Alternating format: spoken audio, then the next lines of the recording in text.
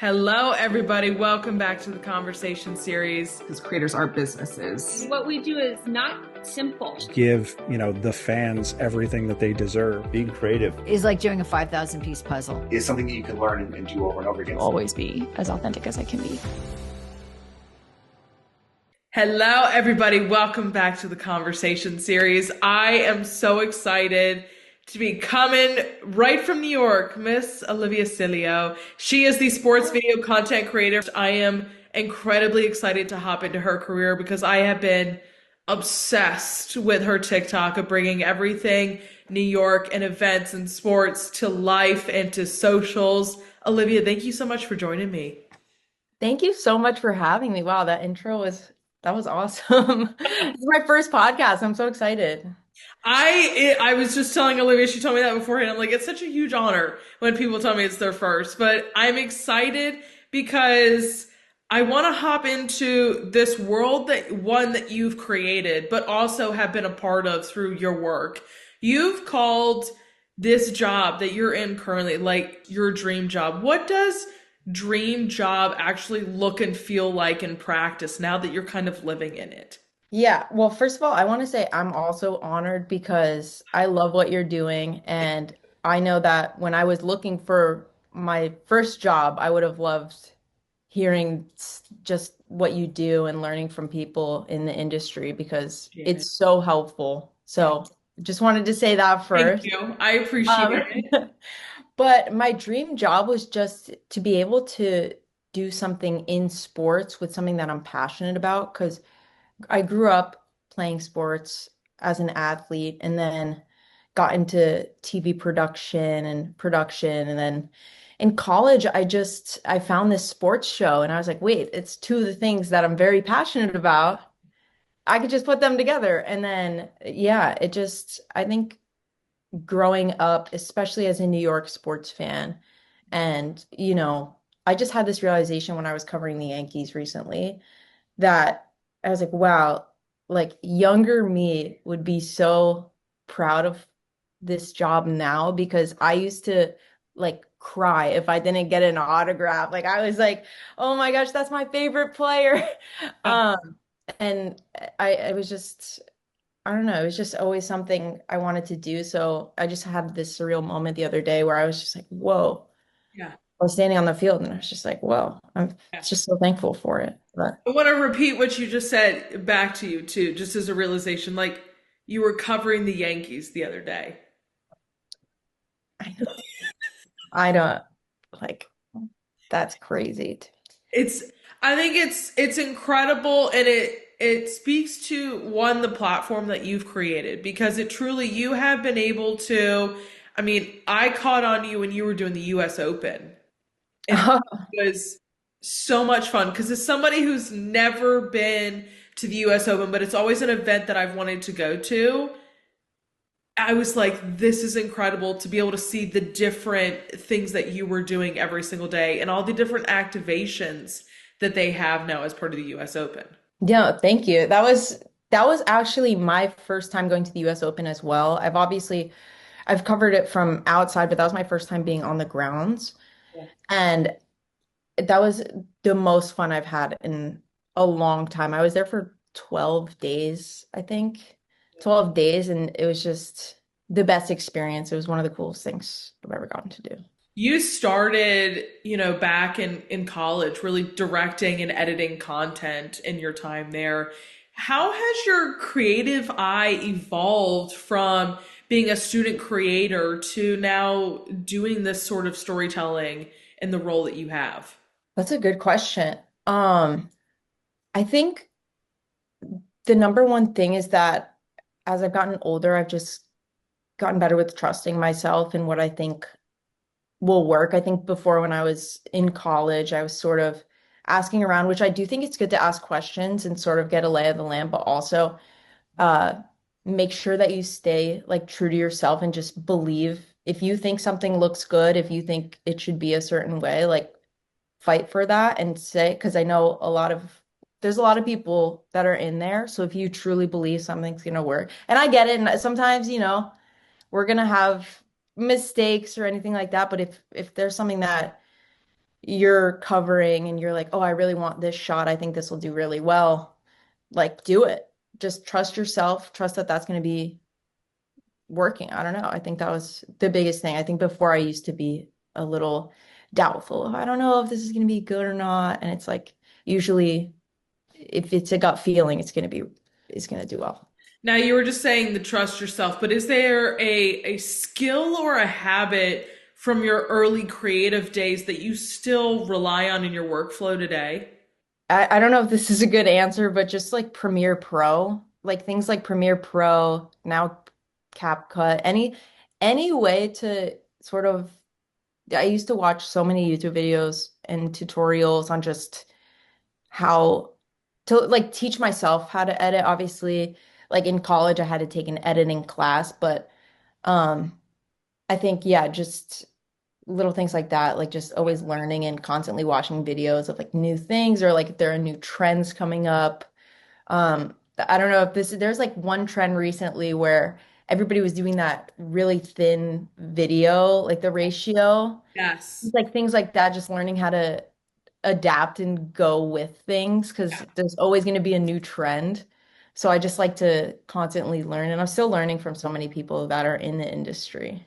I taught myself how to edit as well. It was one of those things I was like, YouTube University.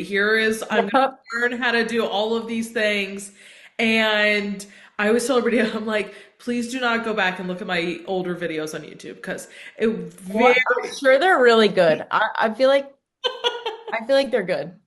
they're not, but I appreciate the vote of confidence.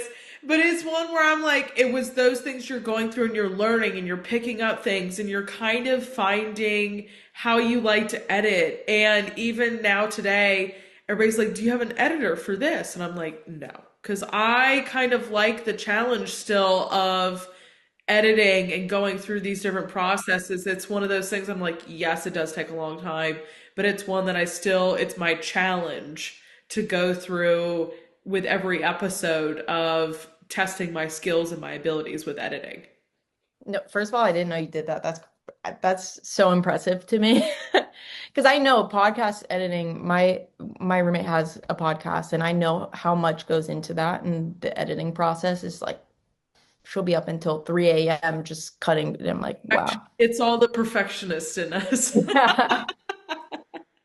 That's awesome. Yeah. Looking back, has there been a project that you've been part of that may have felt small at the begin, like at the time, but ended up being something very pivotal in your career today? Yeah, I think the sports show that I did in college, it's called Hitting the Field. Shout out to UCF. Go Knights if anybody's watching from Florida.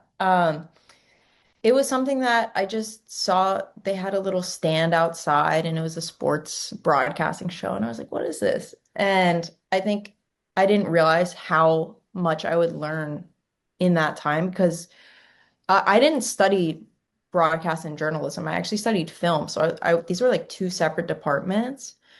Um, but this got me into the broadcast and journalism world, and I fell in love with it. I was like, all I wanted to do. I was like the first one there, and we would just cover not only our school, but everything, outside of it, like professional sports as well. And I think at the time, I just started we didn't even have an Instagram page yet, like just getting things up and running, which I didn't realize directing and how much goes into TV and broadcast. Like I started off, editing graphics and then slowly each year because I was there for 3 years. I just started learning more about each role that goes into it and I was like, I have to do this for the rest of my life. This is amazing. And you were eventually like you were a director. Like you were part of that whole journey. Yeah, that was so exciting. There's something about the adrenaline rush that's like cut to camera one, like like and it was in college, so I'm not doing it on this even close to the scale that goes into like a professional broadcast, but even that I think just gave me that boost of I want to do this forever. Now, being part of, you've seen New York sports from behind the scenes. We've been talking about it already. What does being part of that media environment, such a bit like when we think about in New York, like it is media central. What does being part of that media environment teach you about the culture of that city? Oh my gosh. It's just one of the best places in the world. And every day I go to work, I'll meet someone new, like a reporter, someone on television, anybody. And there's so much to learn from them. I think like I'm only a couple years into this right now, and just everyone that you meet everyone that I've met has been so nice and is like now you start to see the same people at events and games and things like that, and it's always nice to meet familiar face and like so many women in sports too. I've been becoming friends with other women that run social media accounts for certain teams and things like that, and I don't know, it's just like it makes me excited because I feel like there's always something to learn, and I always feel inspired after I leave a game, whether or not it's from the game itself or from the people that just I think that's the best part about working in New York. You've really gotten to tell several different stories as well, from one night at MSG to the next on a red carpet or a carpet situation. How do you like to balance authenticity in your content where when you're moving between really such different spaces? Yeah, I think honestly, I just try to be myself, and I think no matter where you go, you can always like I always say that if as long as I reach one new person in my TikTok, I'm like that's already enough for me. So I'm like, whether it's, at like the Formula One red carpet or it's something like MSG and Knicks game. Like last night, there's somebody that came up to me. It was the first time someone's ever come up to me and said that they were like, "But do you post TikToks?" Like, and I was like, I've never had that happen before. And she was like, "Oh, I really love what you do." And she said, "This was crazy. I couldn't even believe. It's like it's never happened before." So I was shocked. But she came up and she was like, "Oh, like I've seen your TikToks. It's really inspiring for people." And I was like, I've never thought Yeah. like you post it, but then you're actually when you meet You don't people that see read, anybody. Yeah. yeah. So I was like, wow, and her comment actually inspired me to continue and keep making it because I'm like, whoa, it's nice that I can Yeah. reach people in any way, and if it helps inspire them at all, like that's what I want to do. I I don't tell this story very often. I was at a Carolina Hurricanes game with my sister and my dad, and I used to just make vlogs of bringing people along to hockey games as, during the playoffs and things like that. I had this little boy, he was probably 8 to 10 years old. He came up to me on the concourse and he's like, "Are you Danielle Clardy?" And I'm like, looking around for the parents. I used to work in like swim instruction and that kind Yeah. of stuff. I'm like, Oh, is this one of the kids that I taught at some point? But he came up to me and he was like, and my sister and my dad were like looking around for where's the parent? And he's like, I watch your YouTube videos of the Hurricanes games and everything. And my sister's jaw dropped. so cute. No, that's so cute. But it's one of those things, to your point, it's like, it's why you never see the people that are actually viewing your content. So when you get to see just a little bit of the impact or meet the people that you're getting to, you're like, okay, yeah, this is Yeah. why we do some of the stuff that we do. That's so nice that's really cool. I feel like yeah, it's a good feeling when you're like, oh, and especially with what you're doing with your podcast, I know that you're reaching so many people. So it's like you're inspiring me. Thank you. I was like binge watching all the all the videos. So definitely There's a lot out there, and I'm like, I'll well, keep going. I'll keep going. I have time. I have plenty of time. I have all the time in the world. Now, I want to get into, your content really gives fans a behind the scenes of what feels like traditional media isn't doing or kind of hasn't been known for. What's your personal rule on kind of what stays in your content versus what stays off camera? Yeah. I think.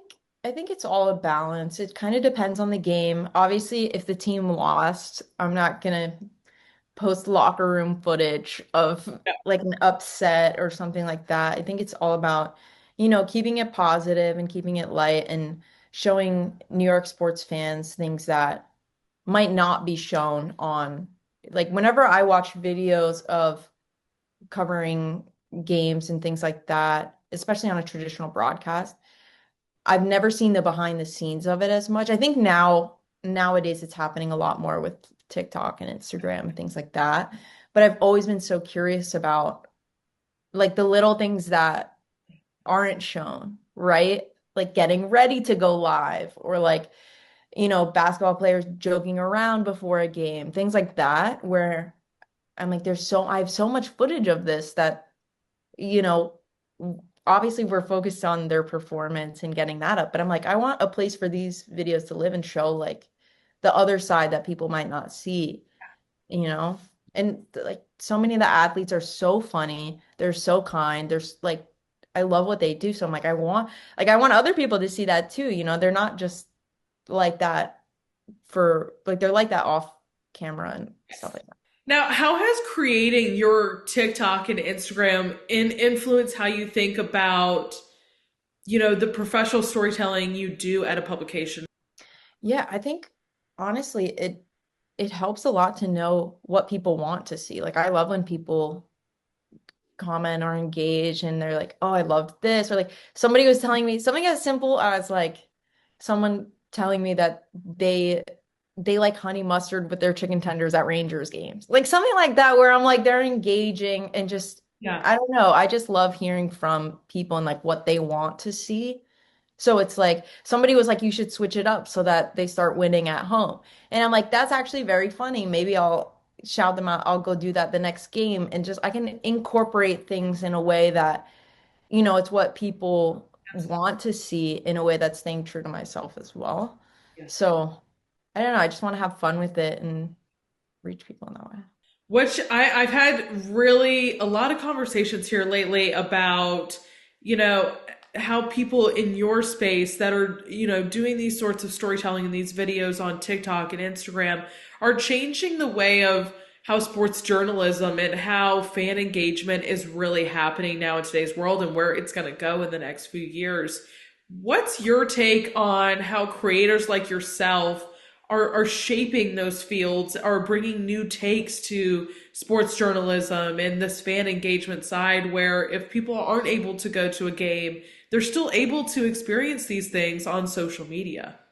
Yeah, I think I do think it's a helpful way for people who want to get into the field as well to sort of break into it. I think I've seen so many people just create their own videos at games and I think that's a resume in itself. Like that's how I got my job. I was on our video team and I was doing these on the side and they asked me to be on the social team because of it. So it's like these you might think, "Oh, it's just a video. I'm just posting a video." But you're reaching people are watching that.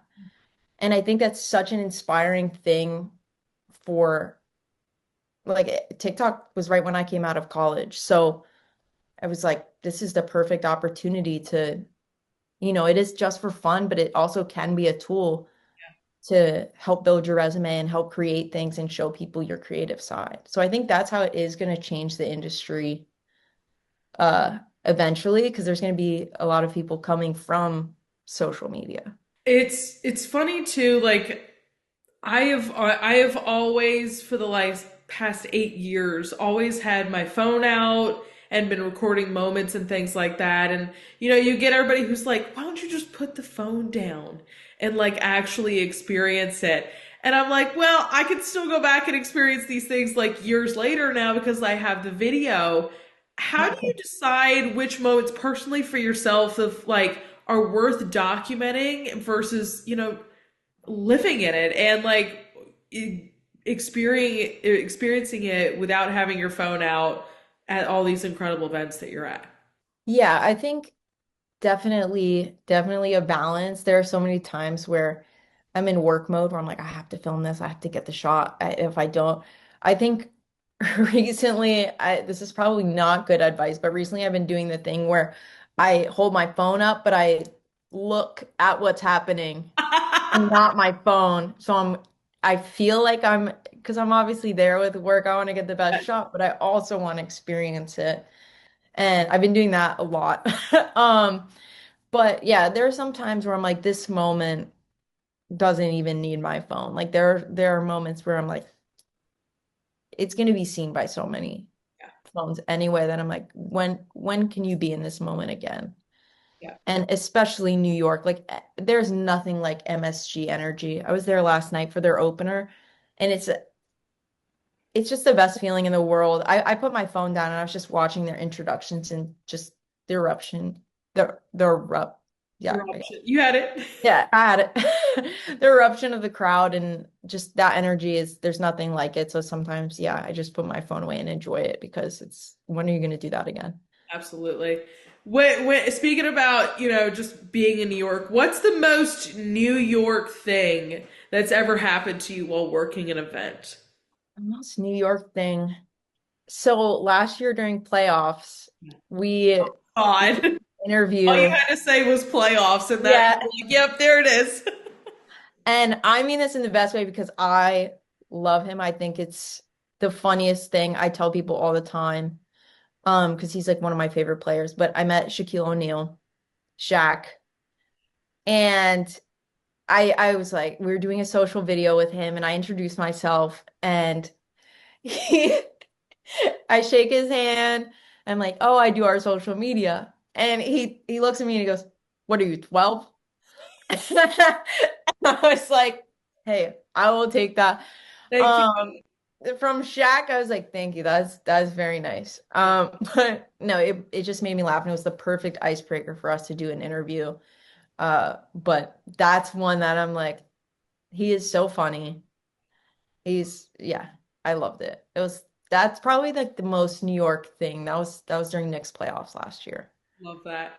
When you're not in mode 24/7 and you're not having to, you're not going from event to event, from game to game, where do you go or what do you do to recharge and kind of come back to Olivia?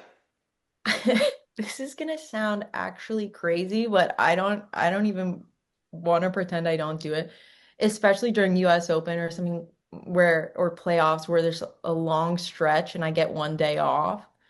I will stay in bed until 1 o'clock and I will play my Nintendo Switch and then, and then go to dinner with my friends. Like I will make sure that I've slept for like 12 hours, but I think sleep is so important because working in this and in any sort of sports, anything, the hours are always crazy. You're not getting home sometimes until 3 a.m., 4 a.m., and then you'll have to do something the next day, which just like a lot of jobs. So yeah, I think sleep is the number one thing. My friend will call me at like sometimes 2 o'clock and say, "Are we still going to dinner tonight?"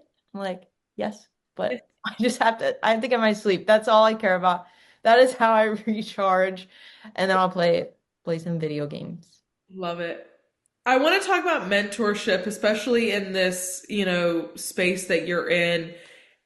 Has mentorship been part of your career, either, receiving it or offering it, when others have come up to you? Yeah, I think I'm still new to mentoring. I've gotten a lot of since I started posting these, I've gotten a lot of emails and messages and I'm like, I wish I could reply to every single one, but I've just been trying to make videos or like give advice when I can, which is really nice. I never thought that I would be in the position to give because I feel like I was always reaching out to people on LinkedIn asking so many questions, which is why I was like, this is why I love your podcast. Like I seriously was asking all the people that you have on your podcast. Like I'm reaching out to those people when I was first getting out of college and just any advice I could get, I was like taking it. Actually, someone I reached out to, we're still really good friends to this day. I've had a couple mentors, especially at my work, and one I want to shout out is Dexter Henry.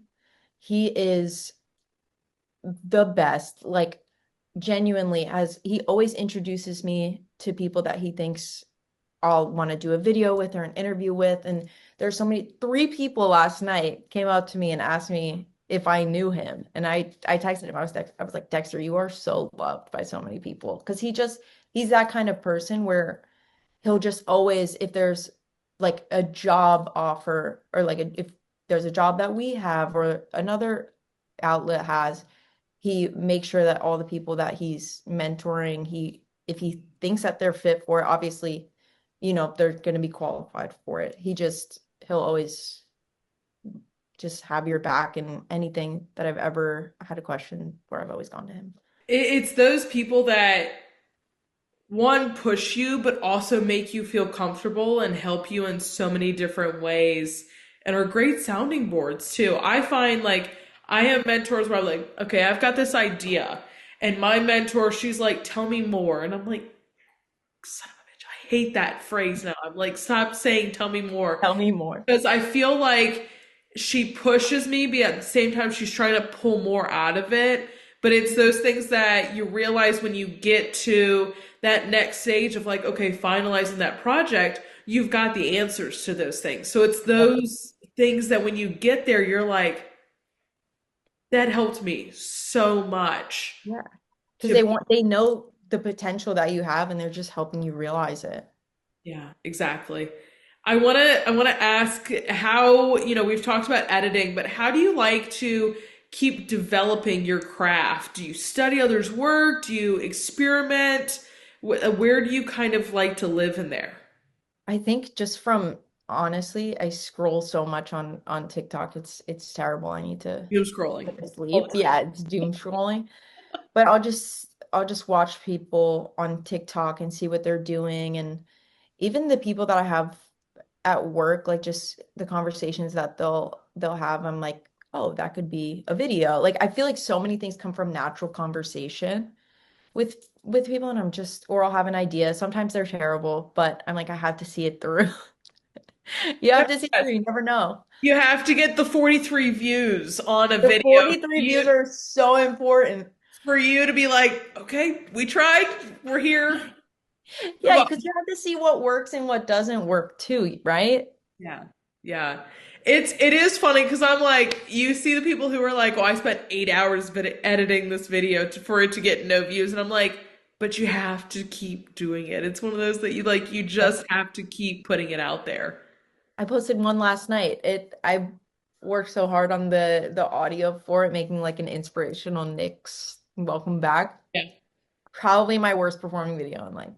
And in the one I've put oh I put more time into it. Yeah. You're like, okay. Yeah. You're like, I should go to bed. But that's all right.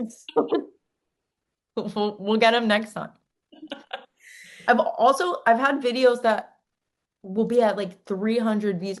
All my friends, if anybody can take one thing I said, do not delete your videos. No. Because I think that's the worst thing you can do. One time I posted something, I had 400 views for like 7 days and then blew up. Yeah. It's like you never know. Just keep going, keep posting, be consistent. I can't even tell you. My dad is a massive. He born and raised in Michigan. He's a massive Detroit Lions fan, Tigers, Red Wings, all of it. I grew up in the entire household. But I posted a video of him, I want to say almost a year and a half ago, blew up. I still every single day get likes on the video. Yep. And I'm like, thanks, Dad. Yeah. No, you never He put a know. little ego on him because he now walks around. He's like, I'm Now famous he's on TikTok, and I'm like, calm down, calm now down. he's a celebrity. That's what he thinks. We'll let him have it. But Yeah, I'm like, you can have it pretty. this time, but it's to your point, like you never know in a year, in 6 months, whatever it may be, Yep. those video performances are going to do because it might just the algorithm changes and all of a sudden videos that are Yep. like this get turned back around. Yeah, you never know. You never know. That's why I'm like, I always tell my friends that start and they start deleting videos. I'm like, don't. That's the worst thing you could do. Yeah. How do you like to handle the New York pace and pressure of kind of how that media environment is and getting that real-time content out there to people. I love it. I don't know why. I don't know if that's crazy, but I think the adrenaline rush, which is what I learned on hitting the field in college of doing a live show, is there is something about posting in real time that is so fun to me. I don't know why that added pressure. You can't get overwhelmed by it in the moment as much as it can be overwhelming, especially, you know, you can record three Yeah. clips during warm-ups and you have 10 minutes to get them all out in, Yeah. before the next thing happens. And I think those are the moments that I love because I'm like that pressure. Yeah. I don't know. It fuels something in me where I'm like, I gotta get this done. I gotta get this done, like out on 4 platforms, and I live for it. That's my favorite part. I don't know I about I tell everybody I'm like chaos, like I love the controlled chaos. yeah. I love it. And it's funny because I've been in social media for 10 years. Mhm. I love it. I love being at live events and doing social for companies from live events because it is that fast pace. You're grabbing photos, you're tweeting, all these things. It's Yeah. so much fun. But even to my extent too, like I have a full-time job, I have this, I freelance for clients.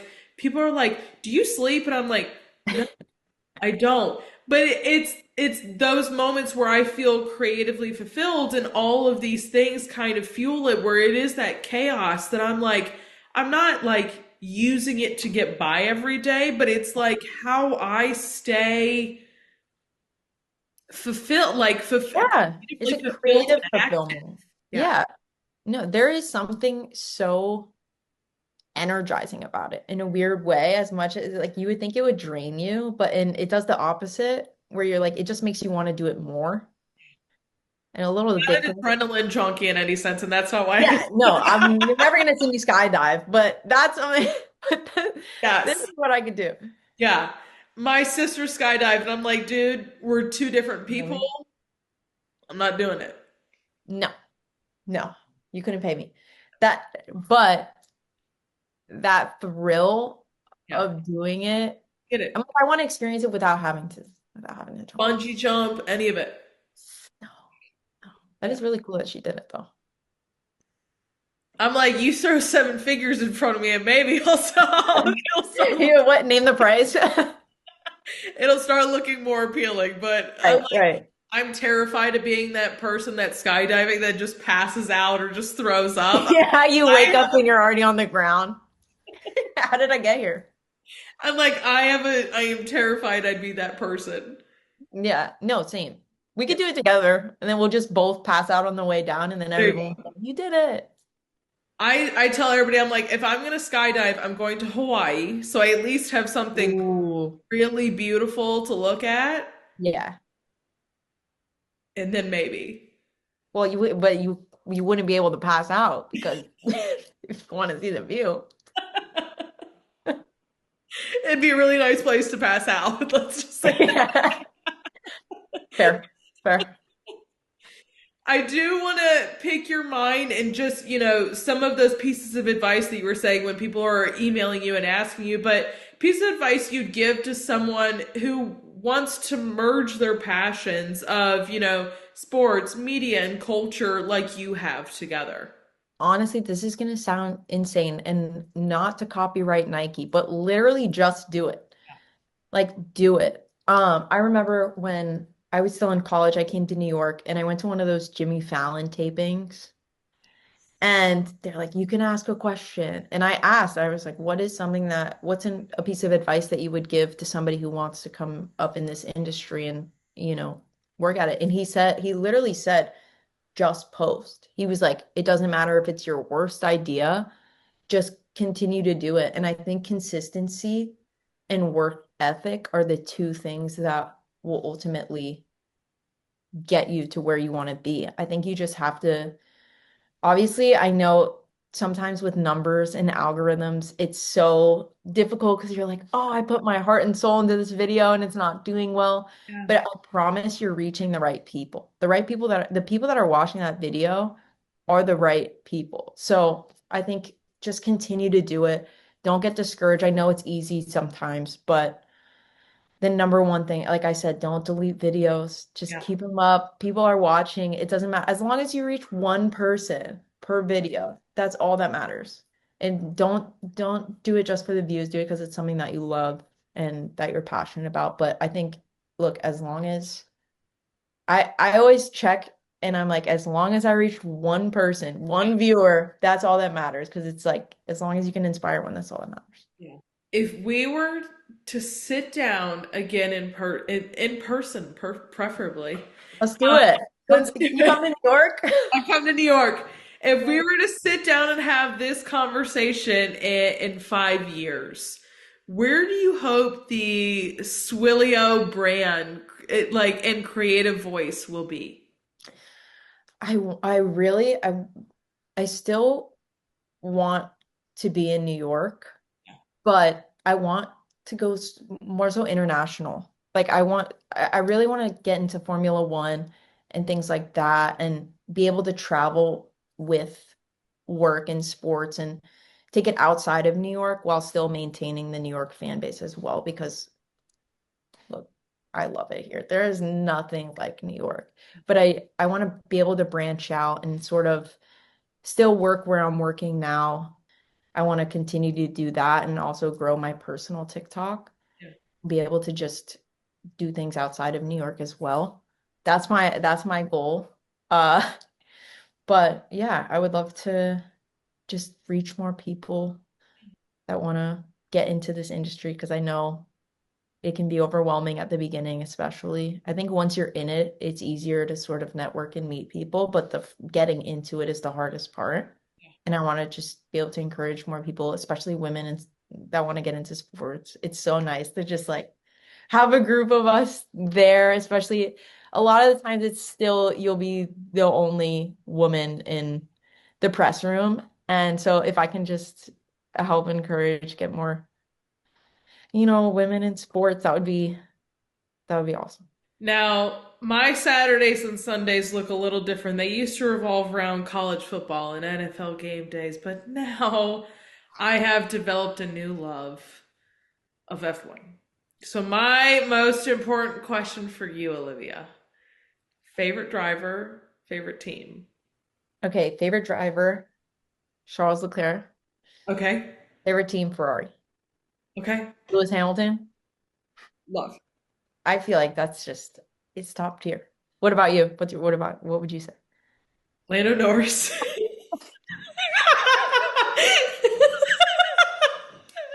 So we have the two pretty boys. I think I think I know.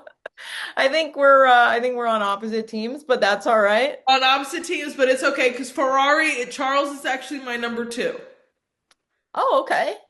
So Charles Perfect. is my number two. Um, and I've even got my sister now saying on the weekends, she just yells, Leclerc!